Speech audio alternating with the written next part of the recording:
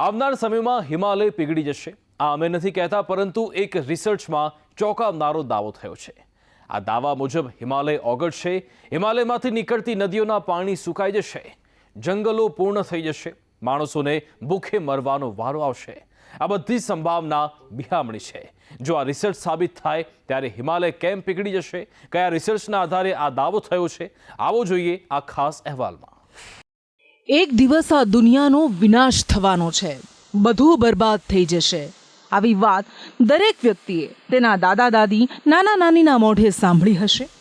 ત્યારે એમ થાય કે આવી વાતો ખાલી કહેવાની હોય છે, સાચે આવું થોડું થતું હશે। પરંતુ આ વાત દાદા દાદી અને નાના નાનીની વાતો પૂરતી સીમિત નથી રહી।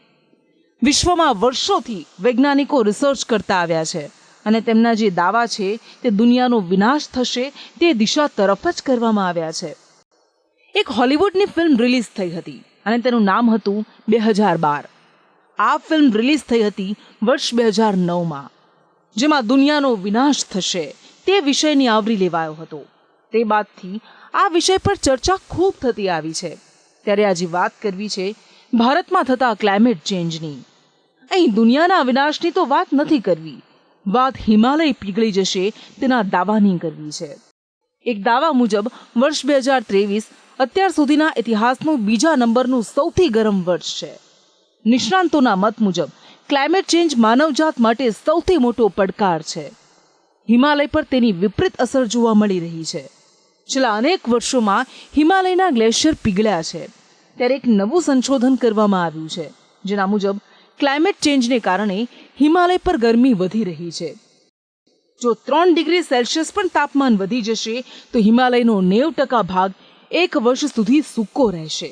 ઇંગ્લેન્ડની યુનિવર્સિટી ઓફ આંગલિયાએ આ રિસર્ચ કર્યું છે। જો આ રિસર્ચનો દાવો સાચો સાબિત થયો તો સૌથી વધારે અસર ભારતમાં આવતા હિમાલયના વિસ્તારોમાં જોવા મળશે। પીવાના પાણીની અને સિંચાઈની તકલીફોનો સામનો કરવો પડી શકે છે। એક રિપોર્ટ મુજબ 80% ભારતમાં હીટ સ્ટ્રેસની પરિસ્થિતિ જોવા મળી રહી છે અને જો આ સ્થિતિને રોકવી હોય તો ભારતે પેરિસ ક્લાઇમેટ કરાર અંતર્ગત હિમાલયમાં તાપમાનને 1.5 ડિગ્રી સેલ્સિયસ સુધી રોકવું પડશે। પરંતુ જો 3 ડિગ્રી સેલ્સિયસ સુધી તાપમાન પહોંચી ગયું તો સ્થિતિ કાબૂમાં નહીં મેળવી શકાય। મહત્વનું છે કે ઇંગ્લેન્ડની યુનિવર્સિટી ઓફ આંગલિયાએ જુદા જુદા રિસર્ચને એકત્ર કરીને નવું સંશોધન કર્યું છે। આ અભ્યાસ ભારત, બ્રાઝિલ, ચીન, મિસ્ર, ઇથોપિયા, ઘાના પર કેન્દ્રિત કરવામાં આવ્યું છે। મહત્વનું છે કે ગ્લોબલ વોર્મિંગ અને જળવાયુ પરિવર્તનને કારણે વરસાદમાં અનિયમિતતા જોવા મળી રહી છે। ક્યારેક દુષ્કાળ તો ક્યારેક પૂરની સ્થિતિ જોવા મળતી હોય છે। જો આ રિસર્ચ સાચું સાબિત થાય તો વર્ષ દરમિયાન ભયાનક દુષ્કાળની સ્થિતિ સર્જાઈ શકે। આવો દુષ્કાળ 30 વર્ષે એકવાર જોવા મળતો હોય છે। ગ્લોબલ વોર્મિંગ કે ક્લાઇમેટ ચેન્જ માટે કામ કરવાની ફરજ સરકારની જ નહીં પરંતુ દરેક નાગરિકની પણ છે।